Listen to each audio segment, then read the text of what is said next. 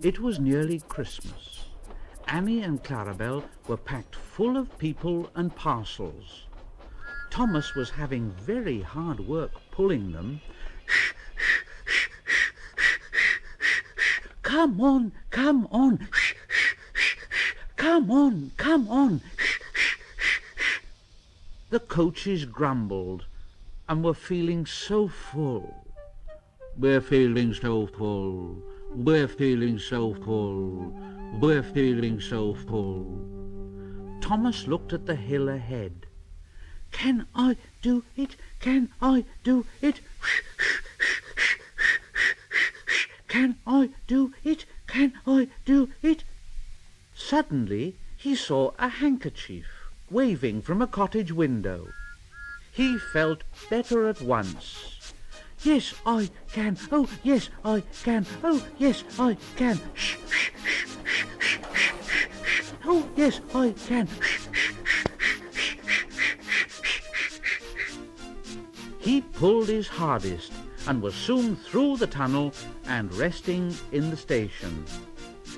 Thomas's driver said to him, "That was Mrs. Kindley who waved to you, Thomas. She has to stay in bed all day." Oh, has she? Oh, poor lady. I am sorry for her. I am sorry.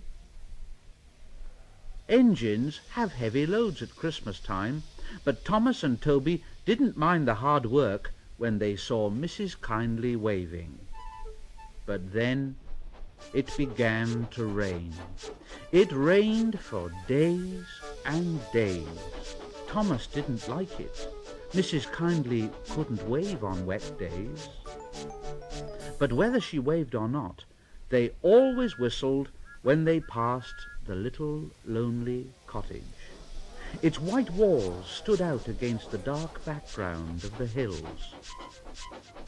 Then, one day, Thomas's fireman said, "Hello, look at that." The driver came across the cab. "Ah, something's gone wrong there."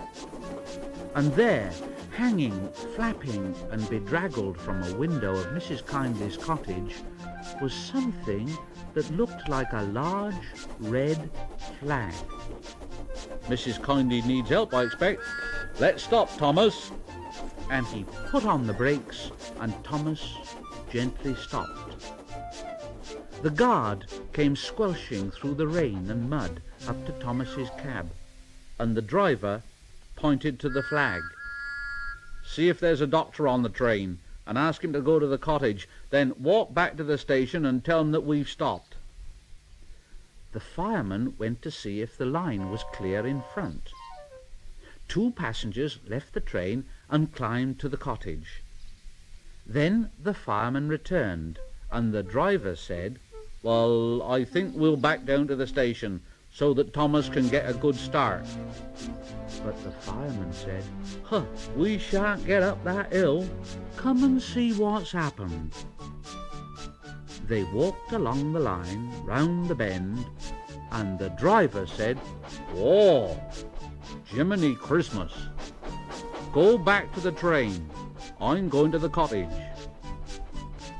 He found the doctor with Mrs. Kindley. "Are you all right, Mrs. Kindley?" Oh, yes, thank you. It was silly of me to faint, wasn't it? But you saw the red dressing gown hanging out of the window, didn't you? Are you all safe?" "Oh, yes, thank you, ma'am. I've just come to thank you. You know what, doctor? There's a landslide in the cutting. Mrs. Kindley saw it from the window, and she stopped us. She saved our lives." "God bless you, ma'am." And the driver went back to the train. They cleared the line by Christmas Day, and the sun shone as a special train puffed up from the junction. First came Toby, then Thomas with Annie and Clarabel, and last of all, but very pleased at being allowed to come, was Henrietta. The fat controller was there, and lots of other people who wanted to say thank you to Mrs. Kindley. The engines whistled and called out when they reached the cottage. Happy Christmas! Happy Christmas! Happy Christmas! The people got out and climbed to the cottage. Thomas and Toby wished they could go too. Mrs. Kindly's husband met them at the door. The fat controller, Thomas's driver, fireman and guard went upstairs to give her some presents. Mrs. Kindly was very pleased. Oh, you're very good to me. Very good indeed. And the fat controller said, The passengers and I hope that you will accept these tickets for the South Coast, Mrs. Kindly, and get really well in the sunshine. We cannot thank you enough for preventing an accident, a nasty accident. Now, I hope we've not tired you. Goodbye, and a happy Christmas. Then, going quietly downstairs, they joined the group outside the window and sang some carols. Mrs. Kindly is now at Bournemouth, getting better every day, and Thomas and Toby are looking forward to the time when they can welcome her home.